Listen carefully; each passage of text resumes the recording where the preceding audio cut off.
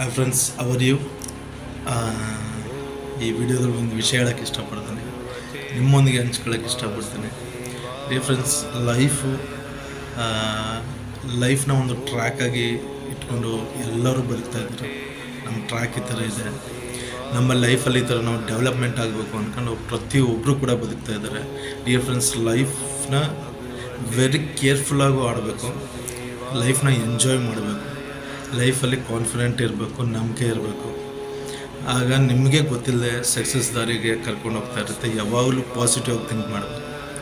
Dear friends, ಒಂದು ಉದಾಹರಣೆ ಕೊಡೋಕ್ಕೆ ಇಷ್ಟಪಡ್ತೀನಿ ನೋಡಿ. ಇವಾಗ ಫ್ಲೈಟಲ್ಲಿ ಸುಮಾರು ಜನ ಮೃತಪಟ್ಟರು, ಡೆತ್ ಆದರು. ಫ್ಲೈಟ್ ಓಡಿಸೋದನ್ನೇ ಬಿಟ್ಬಿಟ್ರೆ, ಏರ್ಪೋರ್ಟ್ ಎಲ್ಲ ಮುಚ್ಚಾಕ್ಬಿಟ್ಟಿದೆಯಾ? ಇಲ್ಲ. ರೋಡಲ್ಲಿ ಹೋಗಿದಾಗ ಬೈಕ್ಗಳು, ಕಾರ್ಗಳು, ಬಸ್ಸು, ಲಾರಿ ಎಲ್ಲ ಪ್ರತಿಯೊಂದು ಕೂಡ ಆಕ್ಸಿಡೆಂಟ್ ಆಗುತ್ತೆ, ಪ್ರತಿಯೊಂದು ಕೂಡ ಸ್ಪಾಟ್ ಡೆತ್ ಆಗ್ತಾರೆ. ಆಗ ತಿರುಗಾಡೋದು ಬಿಟ್ಟಿದ್ದಾರೆ ಯಾರು, ಇಲ್ಲಾಂದ್ರೆ ರೋಡಲ್ಲಿ ಬೈಕ್ ಓಡಿಸೋದು, ಕಾರ್ ಓಡಿಸೋದೇನೋ ಬಿಟ್ಟಿದ್ದಾರೆ. ಅದೇ ಥರ ಡಿಯರ್ ಫ್ರೆಂಡ್ಸ್, ನಮ್ಮ ಲೈಫಲ್ಲಿ ಕೂಡ ಏಳು ಬೀಳುಗಳು, ಪಾಸಿಟಿವ್ ನೆಗೆಟಿವ್ಗಳು, ಥಾಟ್ಸ್ಗಳು, ಕೆಲವು ಜನಗಳು ಮಾಡ್ಕೋತಾರೆ ಎಲ್ಲ ಪ್ರತಿಯೊಂದು ಕೂಡ ನಡೆಯುತ್ತೆ. ಅದಕ್ಕೋಸ್ಕರ ಜೀವನ ಮಾಡೋದನ್ನ ಬಿಟ್ಟುಬಿಡ್ಬಾರ್ದು, ಜೀವನ ಮೇಲೆ ಕಾನ್ಫಿಡೆಂಟ್ನ ಬಿಟ್ಟುಬಿಡ್ಬಾರ್ದು. ಯಾಕಂದರೆ ಜೀವನ ಕಾನ್ಫಿಡೆಂಟ್ ಒಂದು ಭಗವಂತನಿಗೆ ಸೇರಿದ್ದು. ಯಾಕಂದರೆ ಮನುಷ್ಯನ ಜನ್ಮನೇ ಒಂದು ಗಾಡ್ ಗಿಫ್ಟ್.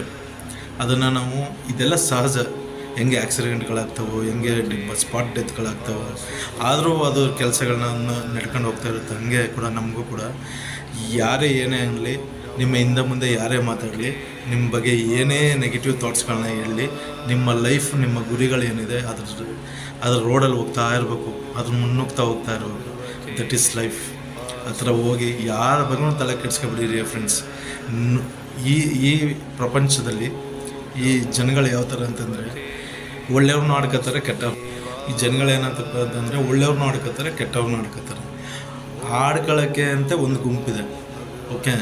ಹಂಗಂದ್ಬಿಟ್ಟು ಎಲ್ಲ ಜನಗಳನ್ನೂ, ಎಲ್ಲ ವ್ಯಕ್ತಿಗಳನ್ನೂ ನಾವು ತಪ್ಪಾಗಿ ತಿಳ್ಕೊಳ್ಳೋಕ್ಕಲ್ಲ. ಯಾಕಂದರೆ ಕೆಲವು ಜನ ಪಾಸಿಟಿವ್ ಥಾಟ್ಸ್ಗಳನ್ನ ಕೊಡೋಕ್ಕೆ ರೆಡಿ ಇರ್ತಾರೆ, ಕೆಲವು ಜನ ಕಾನ್ಫಿಡೆಂಟ್ನ ಕೊಡ್ತಾರೆ, ಕೆಲವು ಜನ ಒಂದು ಉತ್ಸಾಹನ ಮೂಡಿಸ್ತಾರೆ ನಮಗೆ. ಅಂಥ ಜನಗಳು ಇದ್ದಾರೆ.